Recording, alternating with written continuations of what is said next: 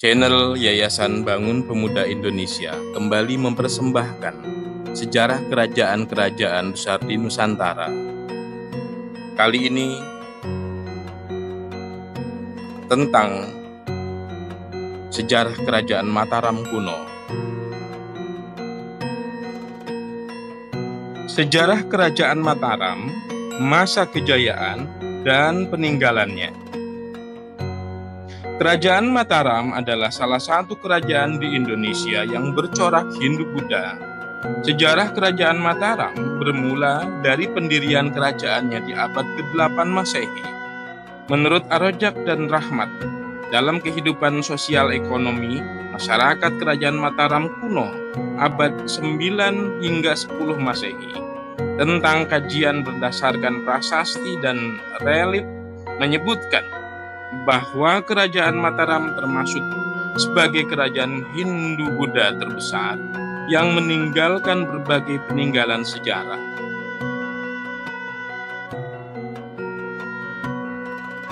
Sejarah kerajaan Mataram. Kerajaan Mataram adalah kerajaan bercorak Hindu-Buddha yang berada di kawasan Jawa Tengah sekaligus Jawa Timur. Sejarah kerajaan Mataram bermula dari pendiriannya di abad ke-8 Masehi, tepatnya pada 730 tahun Masehi. Pendiri kerajaan Mataram adalah Rakai Mataram Sang Ratu Sanjaya. Hal ini juga menjadi tanda dimulakannya dinasti Sanjaya dari kerajaan Mataram. Bukti sejarah yang mengungkapkan berdirinya kerajaan Mataram adalah Prasasti Canggal. Prasasti tersebut dibangun pada masa pemerintahan Raja Sanjaya yang menyebutkan pendirian kerajaan. Pada masa dinasti Sanjaya ini, para raja menganut agama Hindu Siwa. Ketika Raja Sanjaya memimpin kerajaan Mataram, tempat tersebut digunakan sebagai pusat pembelajaran agama Hindu. Selain dinasti Sanjaya, kerajaan Mataram juga dipimpin oleh dinasti Sailendra di Jawa Tengah dan dinasti Isyana di Jawa Timur. Masa kejayaan kerajaan Mataram. Kerajaan Mataram kuno mencapai masa kejayaannya di bawah pemerintahan dinasti Sailendra. Pasalnya, di masa ini, kerajaan Mataram berhasil memperluas wilayahnya hingga ke Semenanjung Malaka. Bukan hanya itu, perkembangan kerajaan Mataram juga mencakup beberapa bidang, mulai dari kesenian, ilmu pengetahuan, politik hingga sosial. Samping itu, pada masa pemerintahan Raja Dyah Balitung, kerajaan Mataram juga meninggalkan banyak prasasti di kawasan Jawa Tengah, Yogyakarta hingga Jawa Timur. Peninggalan kerajaan Mataram. Kerajaan Mataram memiliki banyak peninggalan bersejarah yang masih bisa dijumpai. Raja pertama di kerajaan Mataram kuno adalah dinasti Sanjaya beragama Hindu. Raja Sanjaya bertahta tahun 732 hingga 760 Masehi. Ia adalah sebagai pendiri kerajaan Mataram kuno yang memerintah dari Mataram, Medang Kamulang.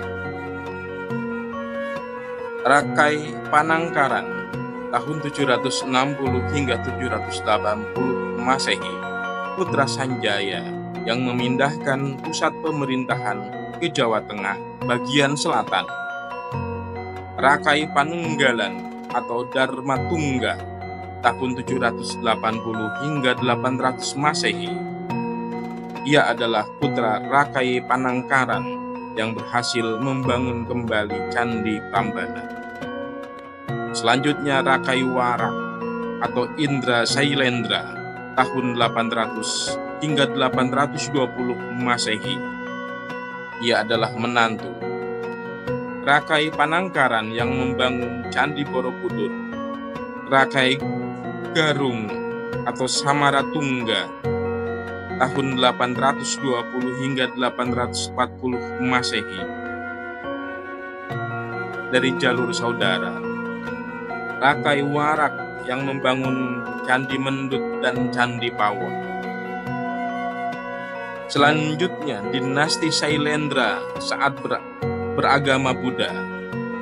Rakai Pikatan tahun 840 hingga 856 Masehi.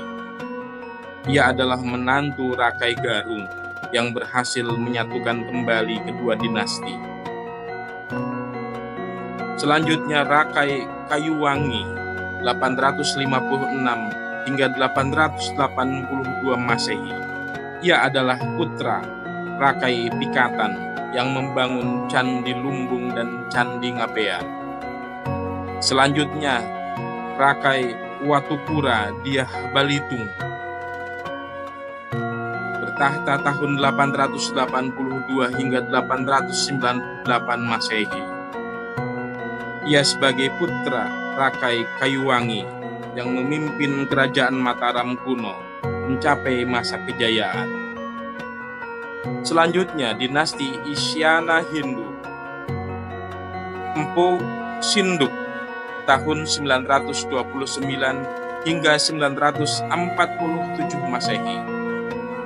Ia adalah raja yang memindahkan pusat pemerintahan ke Jawa Timur dan membangun Candi Diyono dan Candi Jawi. Selanjutnya Sri Lokapala dan Ratu Sri Isana Tunggawijaya bertahta tahun 947 Masehi.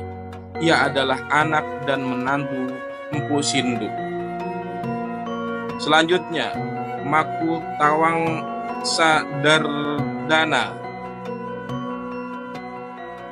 bertahta tahun 985 Masehi. Ia adalah cucu dari Empu Sinduk. Selanjutnya Dharmawang Sateguh tahun 985 hingga 1007 Masehi. Ia putra Makutawang Sadana yang memimpin kerajaan Mataram kuno hingga keruntuhannya.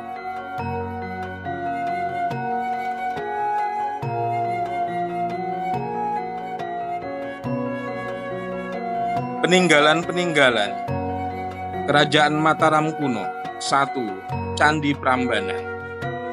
Candi Prambanan adalah candi Hindu terbesar dan termegah yang pernah dibangun di Jawa kuno. Pembangunan candi ini dimulai pada tahun 850 Masehi oleh Rakai Pikatan, pemimpin kerajaan Mataram kuno antara 840 hingga 856 Masehi.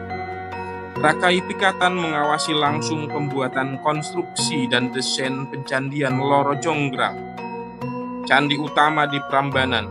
Pembangunan candi ini berkelanjutan dan disempurnakan oleh Raja Lokapala dan Raja Balitung Mahasambu pada masa kerajaan Medang Mataram. Candi Prambanan juga terus diperluas secara berkala dengan membangun ratusan candi-candi tambahan.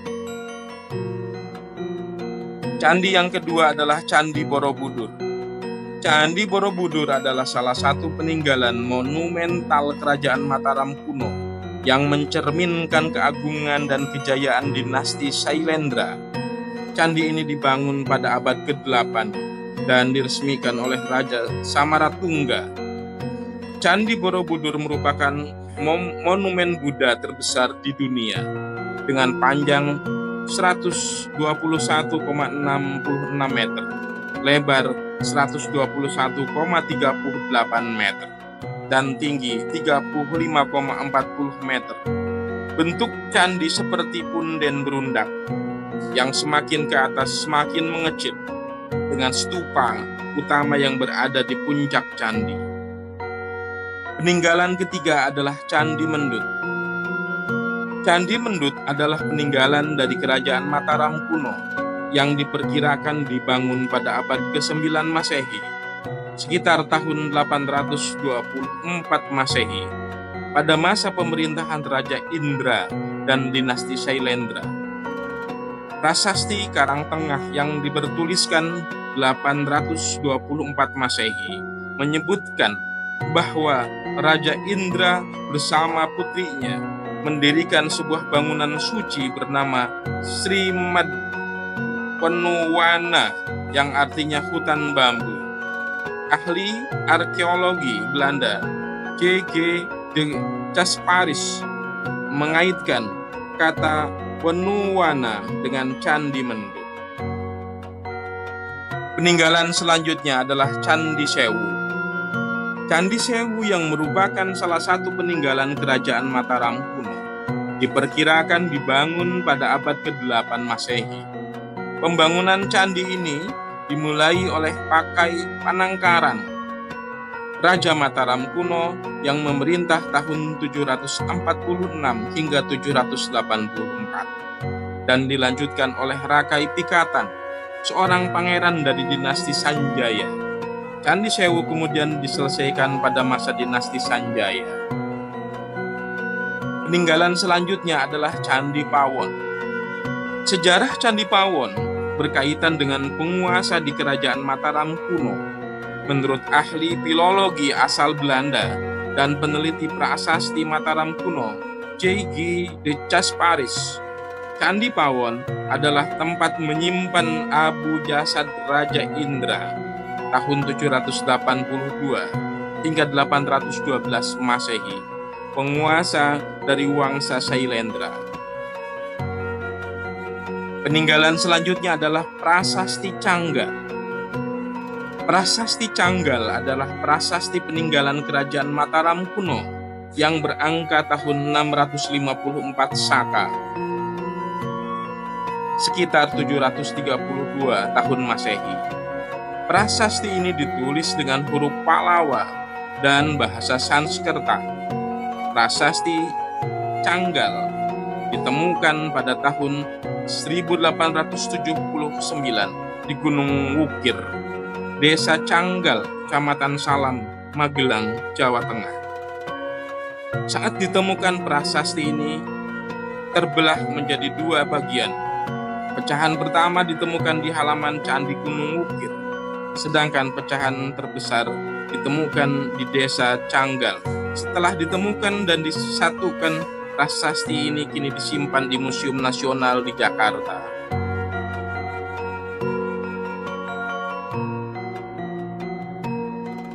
Bukti keberhasilan kerajaan Mataram kuno, salah satunya adalah sistem irigasi dan pertanian.